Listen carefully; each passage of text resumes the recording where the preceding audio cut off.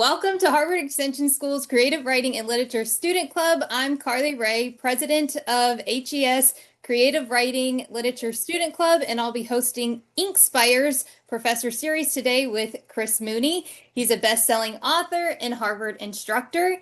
For those who haven't been in one of Chris's courses at Harvard Extension School, he is hailed as, quote, one of the best thriller writers working today by Lee Childs and a wonderful writer by Michael Connelly. Chris Mooney is the #1 best-selling New York Times author of A Walk in My Combat Boots, written with James Patterson, and his recent books include ER Nurses and Blood World. So welcome, Chris. We are honored to have you join us to launch this new series.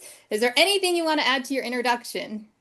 No, that's fine. Thank you very much. That was very nice. So at Harvard, you teach writing the novel, suspense, thriller, residency, and now capstone. So can you share more about the courses with us for those who maybe haven't taken one? Sure. Let's just put the capstone thing aside. All of the other ones, they're all one's writing a book, one's focusing on suspense, and then there's ones that focus on thrillers. But, from a suspense point of view, you can write any of those classes you take with me. You don't have to feel that you have to write a quote thriller. You can write whatever you want. All suspense is, does the reader go, I want to know, or better, I need to know what happens next. So that's the track that I take. The capstone, it's a 2-class track. It's pre-capstone, and then in the spring it's the capstone class. And I'm new to this, so I don't necessarily know all of the parameters, so I can give you an overview, which is the first semester you write 25 pages of, generally speaking, it's a novel. And then the second class, the capstone class, you're writing another 25. So you get 50 pages that are pretty vigorously edited, not just by me, but also the peers in your class who are on a similar track. I think you have to take it. This is where the administrative stuff I don't know too much about, but I think it's one of the last classes that you take in your degree candidate program. So it's been interesting. It's very serious. I've had great speakers, one of which who's on today. She can listen, not talk, but her name is, I'm going to give her a free plug because she's awesome, is Laurie Dove.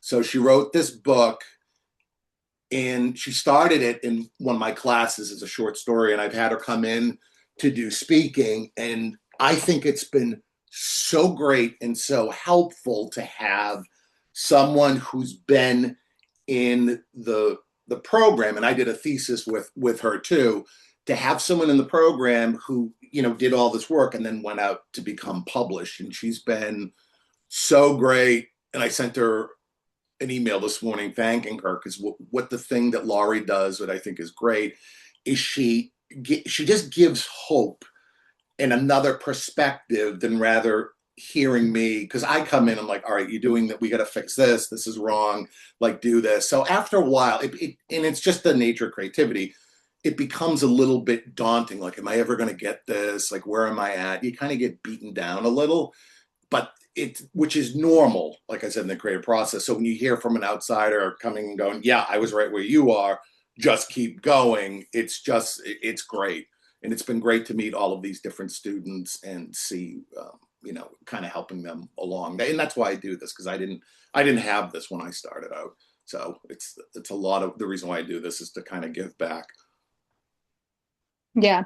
Now, in the classes, like besides, I guess, writing the novel, like thriller, suspense, do any of those have to be taken in order? Like, do you recommend somebody starts like writing the novel before suspense, or can they jump in and take like any order? You can, you can jump in and take them in any order except for the pre-cap and capstone track. But if I were to recommend one, I would say take the suspense one, because it's a foundational thing that I think all writers need. And once they understand it, you can apply it to whatever it is that you're writing. Want to write a romance? Great. It needs suspense. And again, all suspense means is I need to know what happens next to create that thing of having the reader keep guessing and keep wondering, just what the hell's going on in the story? Are they going to get together? Are they not going to get together? What are the obstacles there? And it's once you have that and understand that and the structure around it,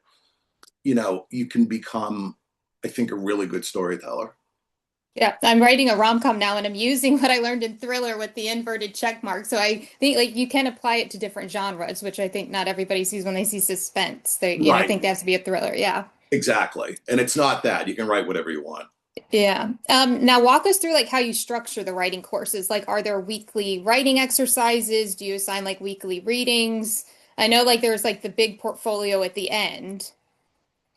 What I try to do, I mean, it depends on what the class is, but I'll just use suspense, for example. So what I do in that class, what I have found to be the most helpful is, first of all, it depends on the size. So if it is a full class, which they usually are, I assign readings every week where we dissect different things so I can show each person, hey, here's different ways to open a chapter. Here's a different way to suspense. Do you see how this writer does it versus, one of the previous selections that we read? And then I try to have them write the beginning, just get us the inciting incident, just get us in, and everyone's kind of wringing their hands about that, going like, I don't know where to start. What if this isn't the right place? And what if this doesn't work? And the whole thing is to get over that fear of actually starting and second guessing, because every writer, myself included, when you sit down and see the first blank page of what it is you're going to do, you put all of this pressure on yourself to be, perfect. And when you can learn to let go of that and just create and do what Anne Lamott calls the shitty first draft. She's written a great book about that called Bird by Bird, about the creative process. Once you just do that and let go and you have something down, it's so much more liberating, because that's when you can begin to see, this is working, this isn't working, I need to do this more or this less. And it's a process. It's a messy process, but so that's kind of that's kind of how I structure it. And then we do one draft, the shitty first draft, and I don't grade on that, because there's no point of telling a writer going, okay, now remember, I'm encouraging you to do the shitty first draft, but remember, I'm going to grade it. So you may be penalized on that. So it's really a buffer to the creative process. So I tend to just grade the final project. And usually the writer starts here and then jumps up. If it's a smaller class, let's say it's 6, I'll have them do 2 drafts and then a final draft. Mhm. Now, in the thriller course, we read like Silence of the Lamb, and you mentioned like how reading the novel for you helped you with like the beats of like writing a novel. So is there a book you recommend, like, I guess in every class that students do that with, or do you just recommend like they pick their favorite novel to try to see the structure? Yeah, you know what? That's a great question. So from a structural point of view, I have found that Silence of the Lambs, for me, that was the one I read again years and years ago when it first came out in hardcover. And the thing that I remember from a reading point of view was I could not put it down. I am not a fast reader. That's a book I read, I think, in 3 days, which is, for me, that's lightning fast. I'm sure there's people here who's like, oh, I could whip that off in an afternoon. But when I started writing thrillers, that's the one I went back to see how it was structured. It was one of my favorite novels. So I broke that down with Harris's other novel, which was Red Dragon. And I did a couple Stephen King novels. He's another favorite. So that's what I did. I know everyone's not going to like Silence of the Lamb. It's maybe not a subject matter or genre that you're interested in. But I have found that a, quote, genre novel, whatever that means to you, that can feel a little bit more accessible when you're starting out, going like, wow, it's a thriller, I can see the setup. And once you see the setup of it, that same thing, that inverted check mark, that applies to any sort of book you want to write, whether it's, in your case, a rom-com, whether it's, a literary thing. So to kind of go back to your original question, I always ask students, like, all right, well, who's your favorite author? what are you trying to do? And a lot don't know, and that's okay. It's just the great thing about the program is a chance to practice things and get feedback on it and to see where you're going, and that repetition and feedback of trying something, coming back, getting feedback, trying it again. That's the thing. That's where all the growth happens. But when you're in the middle of it, you don't see it. And the example that I always use is exercise, because I think it's directly, this is a direct correlation between that, which is everyone here has done an exercise program. Nobody, and I mean nobody goes to, I just happen to do CrossFit, and don't worry, I'm not going to try to convert you to the cult.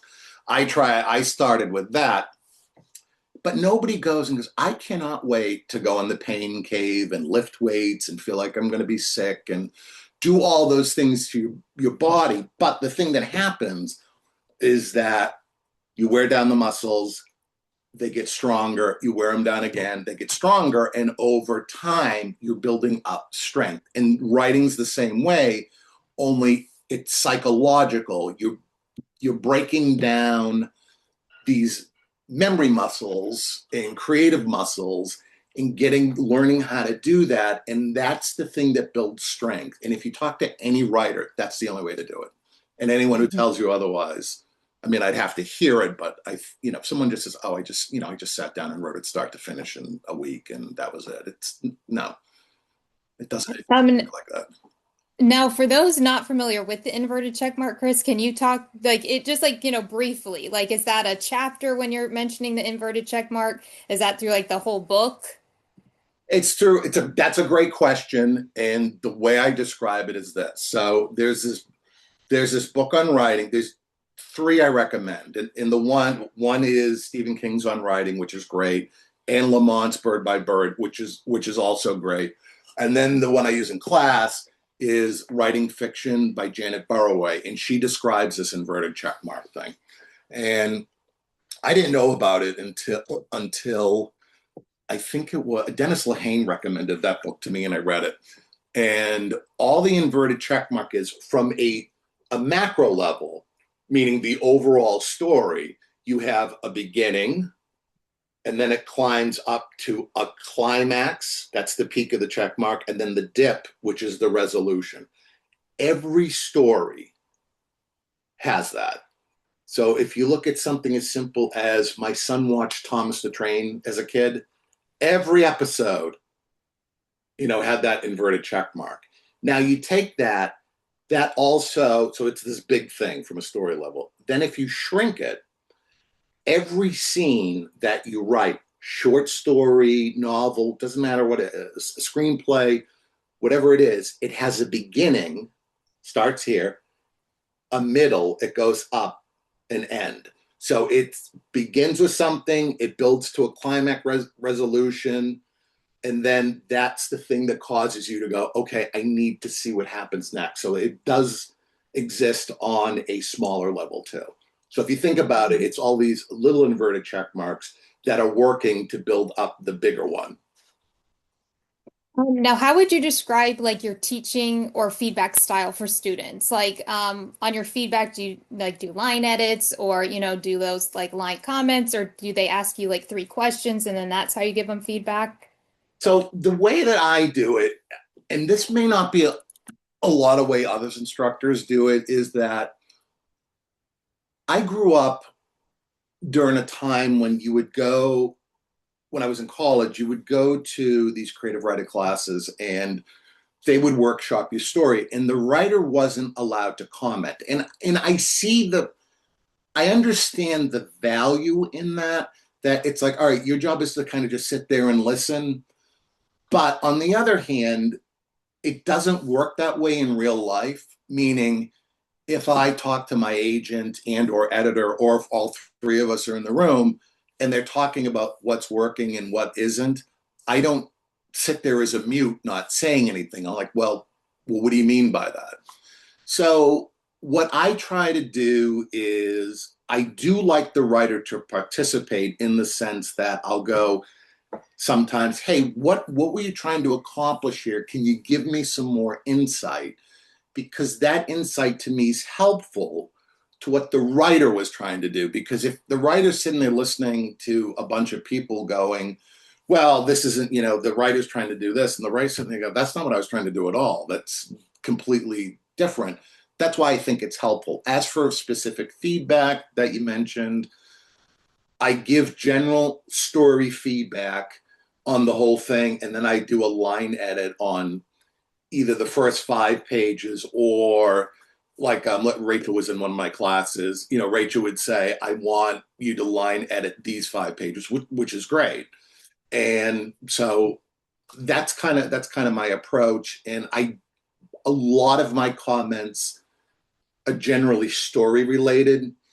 And I have my personal philosophy on writing is that there's the craft of writing, sentence structure, all of that stuff, and then there's storytelling.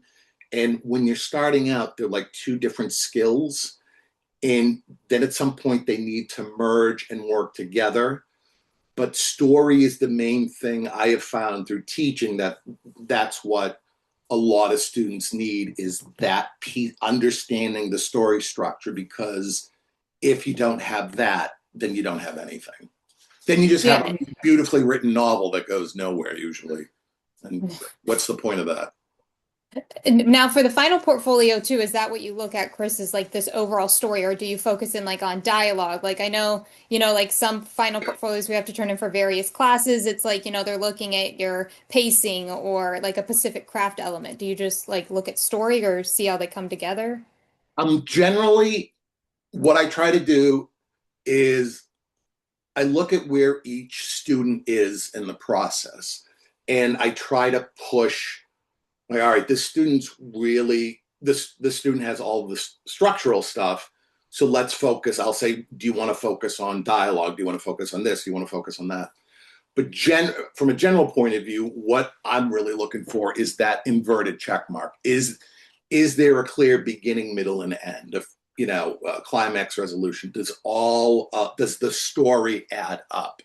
And if that's the case, then the only thing I'm really looking for in the writing is the writing clear? Is the writing moving the story along? Because a lot of students, and I get this, and this is what I did, they want to write these big, sweeping literary lines to convey a feeling. Like, you kind of want to swing for the fences. And that's great. And I encourage that. But I also just say, if you're going to swing, go for it, swing. And if you miss, that's okay. Like, I'm not going to penalize someone for trying that. But it's really the structural stuff is what I'm looking for. Yeah. Now we talked a lot about like first drafts, and in Thriller you even shared like a version of one of your first drafts. So Oh, yes. what do you want writers to discover about that first draft? Like how it's not like, that finished book you go and see in a bookstore. Like it takes a process. It's a process. So a lot of people, myself included, thought that, when the book that you see when you pick up that's published, you think like, oh, the writer sat down and then passed it in. They're like, and the editor came in and just did a few things and then it went off to be published. And yes, there are some that do that. No question. Silence of the Lambs being one of them. And what I try to say is I try to demystify the whole process around it and just say, listen, I write, a draft and I know it's not good, but it's a starting point. And generally, once I know that the scene itself is solid, that's kind of when I go back in and enhance it. And I don't generally know what that is going to be until I'm about 50 pages in, especially when you're starting a book that has a new character in it, which is what I'm doing. So there's a lot of hand wringing and trying stuff on, seeing what works and seeing what doesn't.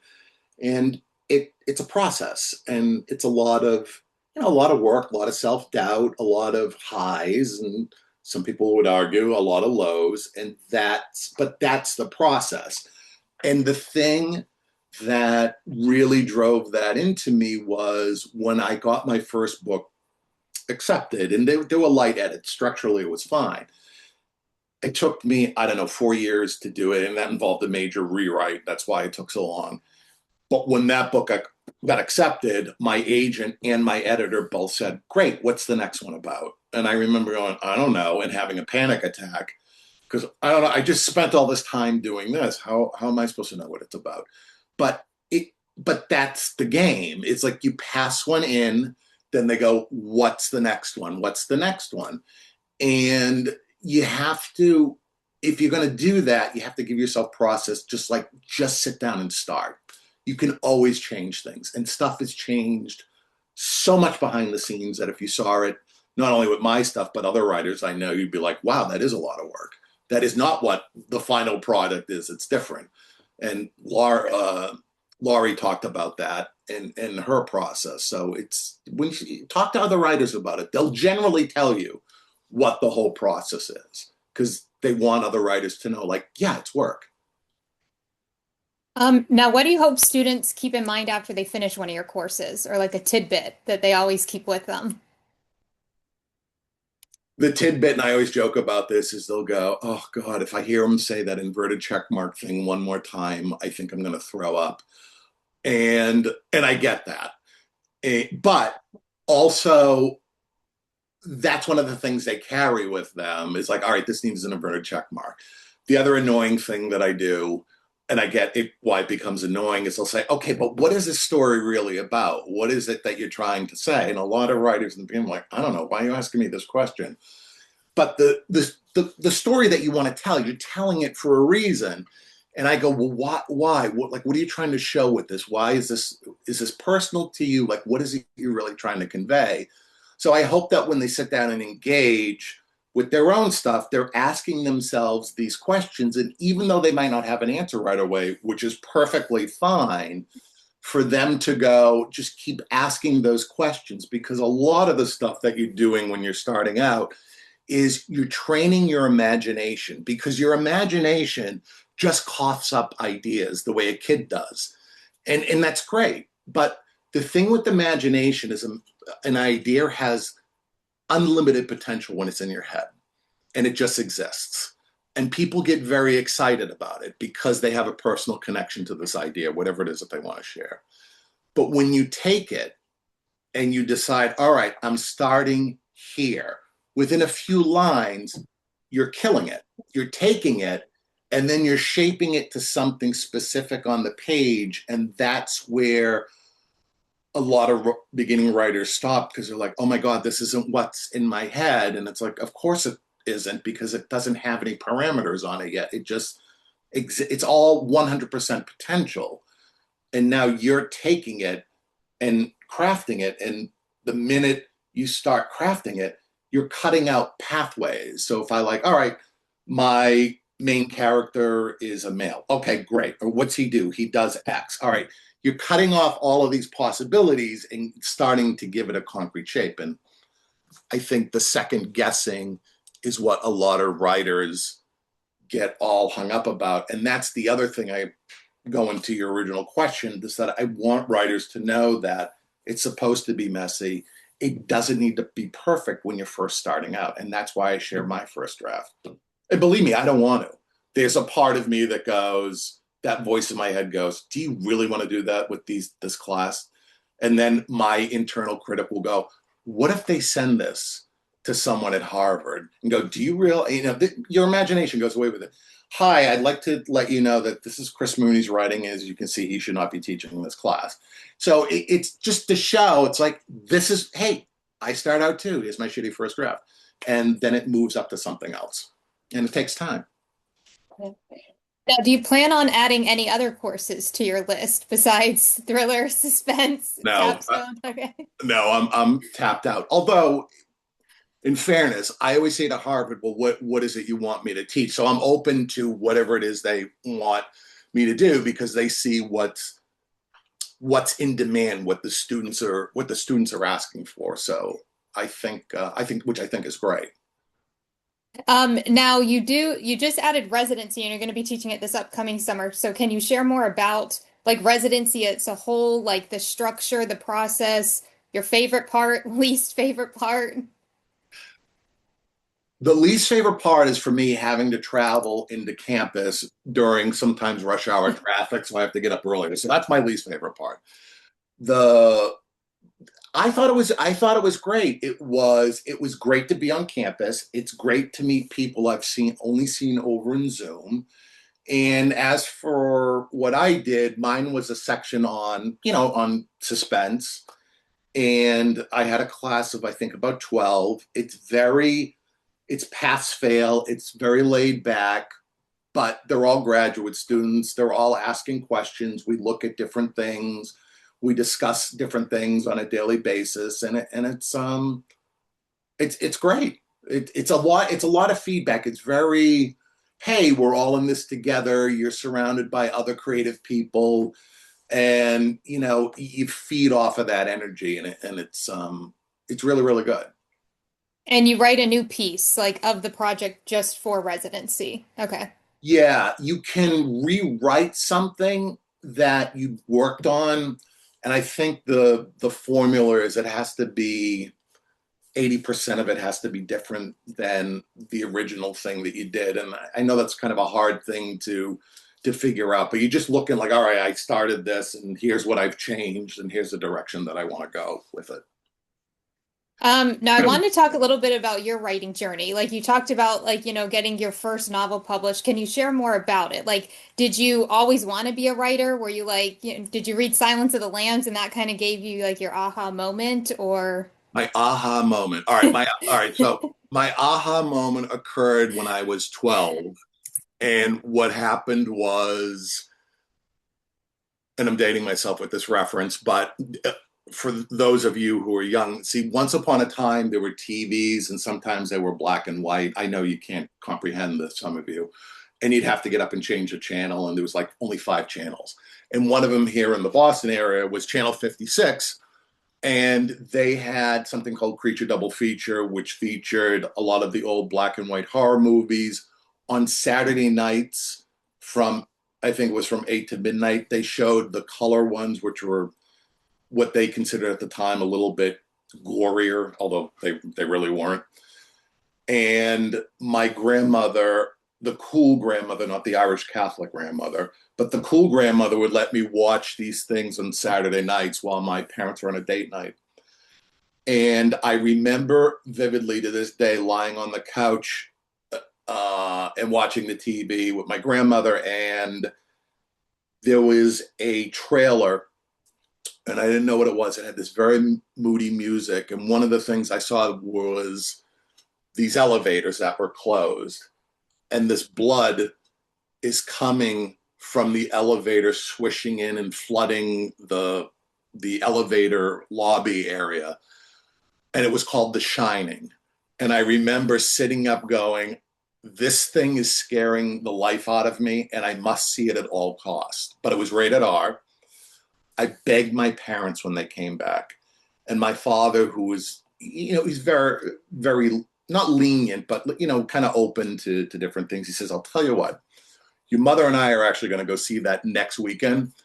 I'll let you know if you can see it." So they went out the following weekend. I came back. I ran upstairs and I said, "Can I see it?" And my mother said, "There is no way in hell you are ever seeing that movie. It's scary.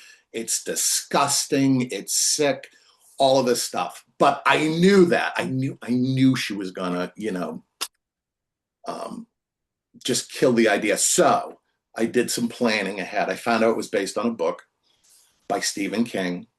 I requested at the library. And again, in those days, you had to put your name on a piece of paper and the librarian would call you. And I got the call saying it was ready. I asked my parents, can I read it? They were always open to me reading pretty much whatever I wanted. Went to the Lynn Public Library. My father dropped me off and he waited outside. And I went in to get it. And this woman who was so old, and the joke I always used was she was so old that I'm pretty sure she babysat Moses, was going, "Is this book for you?" And I said, "Yes." And I gave her my library card. And she said, "Oh, no, no, no, no, no. You cannot read this. This is an adult novel." Well, my father said I could read it. "No, you can't." I went out and got him. He came in. "Yes, he can read it." "No, sir, you can't allow him."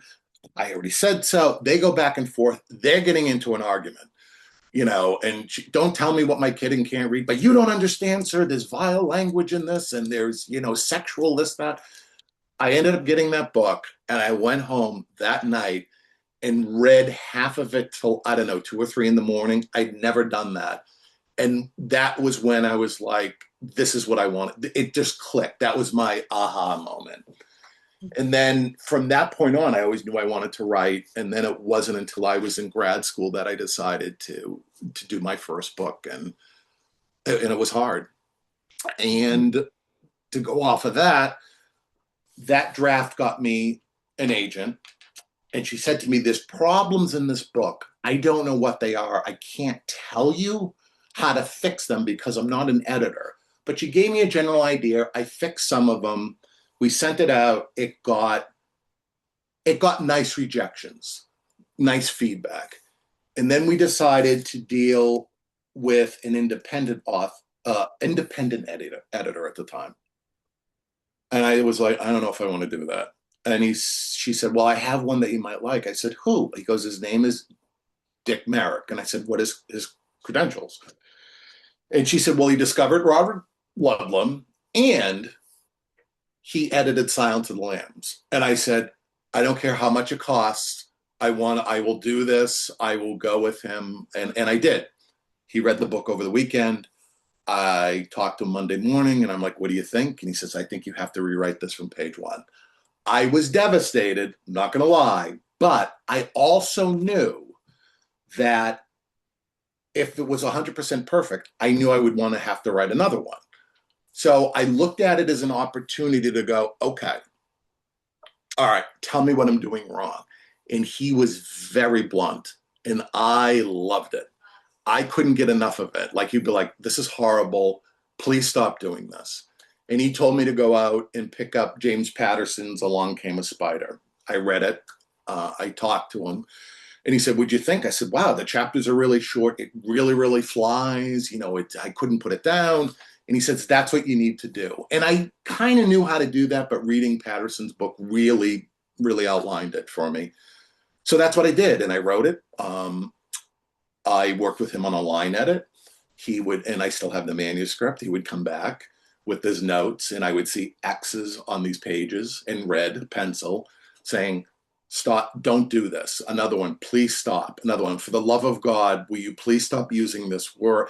He just went through it. And then I got an editorial letter. Like, he did a really, really great job. But that was the book that sold. And it, to me, was a master class. It was my PhD in learning how to write in the industry. And once I got published, it wasn't soon after that and I thought someone was playing a prank on me that Harvard asked me to teach, because I went into a dinner with a friend from Harvard and I met the extension school people there. So I came back into this, and that's why I do this, is I want to give back all of the things I learned, all of the lessons, all the mistakes I made. But we do it in such a vacuum usually. It's a little different now with online communities. There's just so much more available and so much more support. And I just think it's great to kind of help other writers. I love doing that. Now, do you believe in outlining, Chris? Like, if you're working on a project, do you like outline the whole thing, or do you just like sit down, write, and kind of see where it goes? Oh, the dreaded outlining question. Okay, so the answer to this question is yes and no. No, I never outlined before because I always knew, here's how the book opens, here's how it ends. I have no idea what happens in the middle.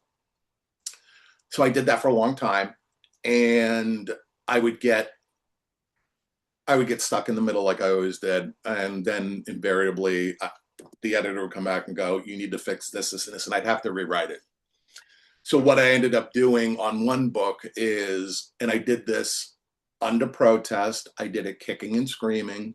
And the reason why I did it kicking and screaming was, if you outline a book and you go, Michael Shepard came in and does this, and this is how the chapter ends. there is nothing inherently exciting about reading that. It's not like, oh my God, it's flat. It feels mechanical. It feels like the whole creative endeavor has been stripped out, but I did it.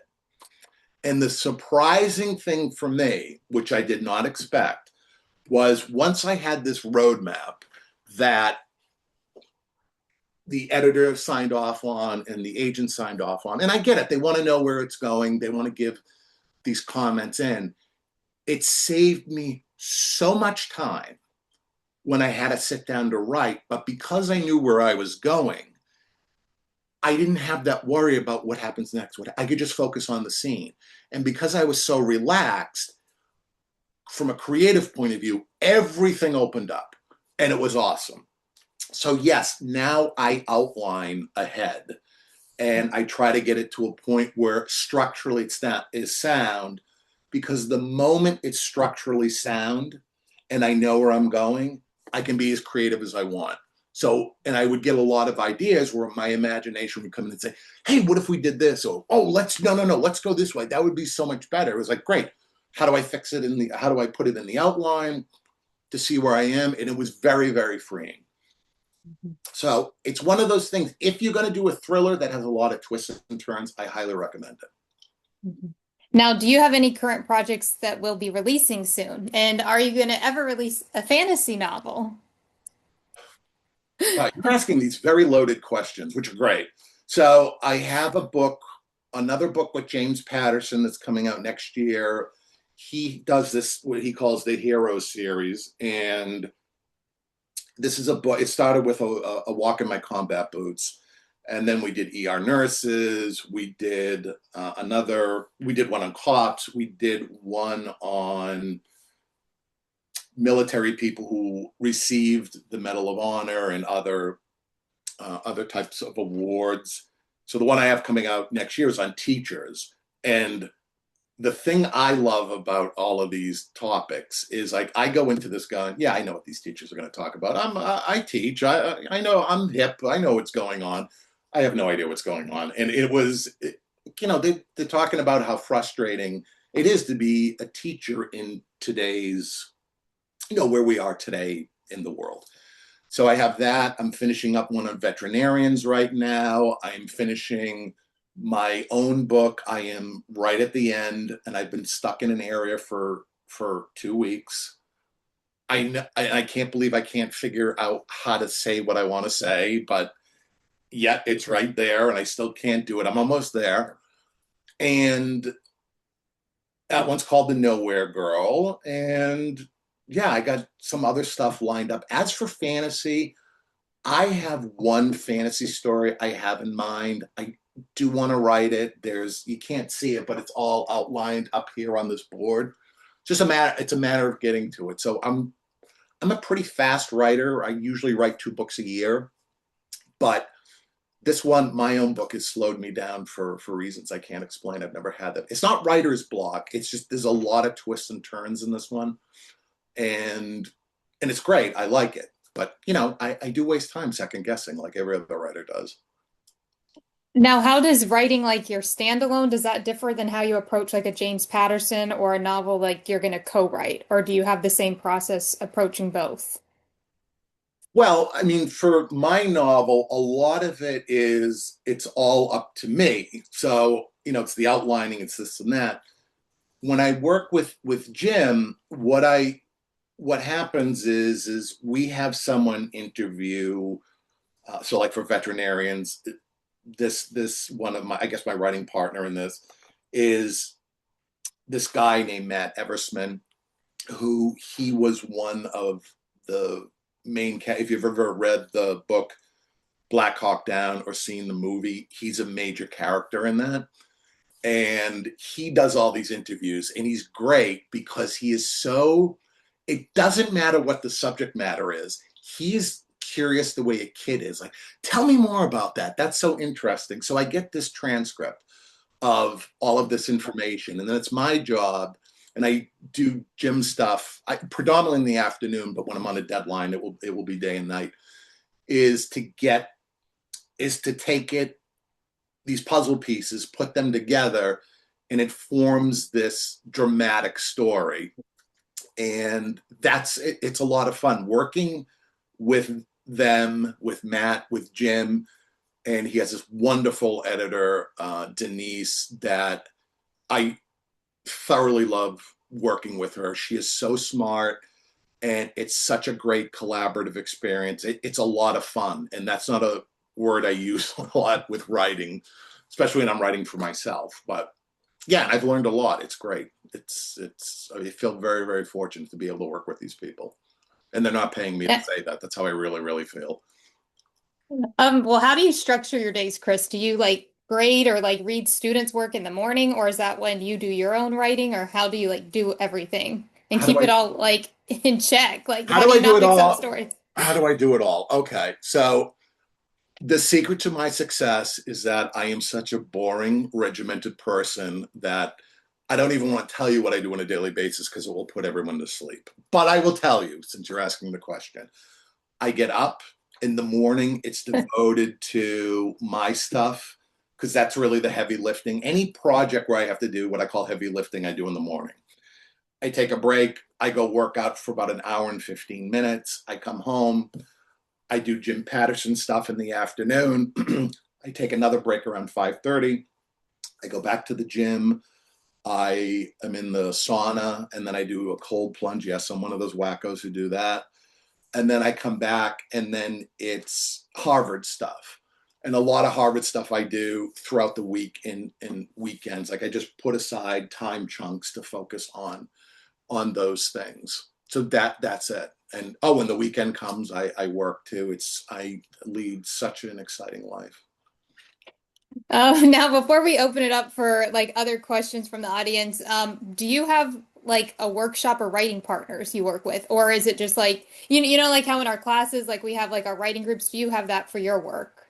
Yeah, I have I have a couple of people, I would say a handful of people that I will either bounce ideas off of, or I guess the new term is beta readers. So I have two of those for the book I'm doing now. The two beta readers I selected are ones, they're both friends of mine. One's this guy named Mac, who's a Green Beret. He went to West Point, very smart. And he's been helping me with some military stuff that I need. So he's a really smart reader and we'll get back to stuff. And the other one is this buddy of mine from the gym, this guy named Joe, who's very blunt. And I love that he's so blunt. And I asked him to, would you be willing to read it? And he says, and he's not a huge reader, but he said, I'll read it. But if it's boring, I'm not going to, I don't want to, I'll tell you. And I said, that's exactly what I want you to tell me. Like, so if you're reading and it gets boring, you're like, I'm putting this down, just great. Put it down and tell me what's going on. So those are my two beta readers. I have my wife read the kind of final product. And then, then it goes out to my agent and editor. So I'm gonna open it up. Like if anybody has any questions, if you want to raise your hand, you can ask Chris any of your questions.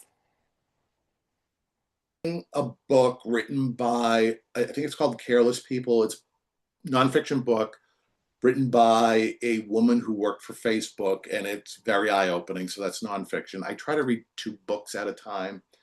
And then Ann Packer, I think her name is, has a new book that Oprah selected. I'm a big fan of Oprah's book club suggestions. And I think it's called Bright Shiny Nowhere, and I just started that, and it's really really good. And the thing I like about it is such a great examples. And Mary, I was talking to you about this, wasn't I?